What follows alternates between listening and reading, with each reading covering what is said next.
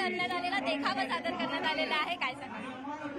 असं आहे की या देखाव्याच्या माध्यमातून आम्ही हे दाखवून दिलेलं आहे, स्वराज्यावर जो जो अफजल खान चालून येईल छत्रपतीच्या प्रेरणेने त्याचा कोथळा आम्ही बाहेर काढू, अर्थात लोकशाही पद्धतीनं त्याचा कोथळा आम्ही बाहेर काढू आणि अतिशय रोमांच उभं करणारा अशा प्रकारचं या ठिकाणी हे सादरीकरण झालेलं आहे। मी या पथकाचे मनापासून अभिनंदन करतो, आमच्या राणी द्विवेदी यांचं मनापासून अभिनंदन करतो ज्यांनी हे पथक या ठिकाणी आणलं आणि मला असं वाटतं अतिशय प्रेरणा सगळ्या गोविंदांना या पथकाने दिली आहे। पुण्यामध्ये एक 20 ते 30 वयोगटातील महिला आहे, तिचा खराडी परिसरामध्ये मृतदेह आढळून आलेला आहे, काय सांगा? घटनेची सगळी चौकशी चाललेली आहे आणि त्या घटनेच्या पाठीमागे जे काही असेल ते शोधून काढून योग्य कारवाई केली जाईल।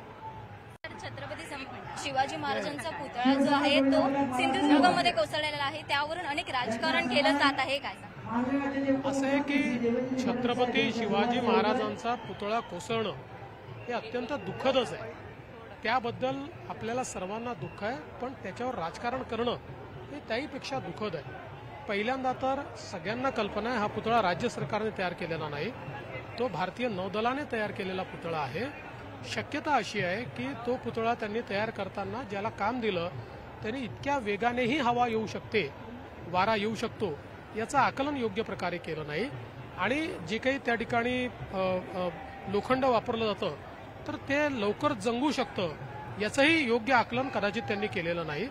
पण आज महत्वाचं काय आहे तर आम्ही संकल्प केला आहे त्याच ठिकाणी छत्रपती शिवाजी महाराजांचा त्याहीपेक्षा भव्य आणि 1000 वर्ष टिकेल असा पुतळा आम्हाला तयार करायचा आहे। सर, विधानसभा निवडणुकीमध्ये महायुती हंडी उभारणार का, उंच हंडी उभारणार का?